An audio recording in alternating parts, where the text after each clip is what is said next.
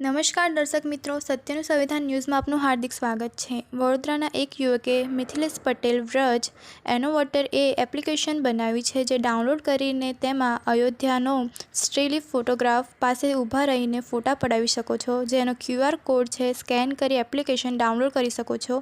Reporter ચેતન પરમાર, વડોદરા। જય શ્રી રામ। હું Mithilesh Patel, Vraj innovator, અને મારા થકી એક એપ્લિકેશન બનાવે છે જે AI technology augment reality technology base છે। જે એપ્લિકેશનનું નામ છે જય શ્રી રામ।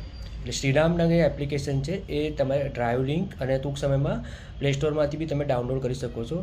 જે એપ્લિકેશનની અંદર આપણે મોબાઈલમાં એન્ડ્રોઈડ ફોનમાં ડાઉનલોડ કર્યા પછી ઓટોમેટિકલી કેમેરા ઓપન થાય છે એપ્લિકેશન ખોલતાની સાથે, અને તમારે પ્લેન ડિટેક્ટ કરવાનું હોય છે। પ્લેન ડિટેક્ટ કર્યા પછી તેની પર ક્લિક કરશો એટલે રામ મંદિર આવશે। તો આવતીકાલે થઈ રહેલા રામ મંદિરના પ્રાણ પ્રતિષ્ઠા દરમિયાન આપણે રામ મંદિર સાથે ફોટો પાડીને સોશિયલ મીડિયા પર શેર કરીને જય શ્રી રામ સાથે સોશિયલ મીડિયામાં શેર કરીએ તો દેશ વિદેશ સાથે પૂરી દુનિયાની અંદર આપણા ભારતની અંદર બનેલા રામ મંદિરનો પ્રચાર થાય। જય શ્રી રામ, જય સિયા રામ।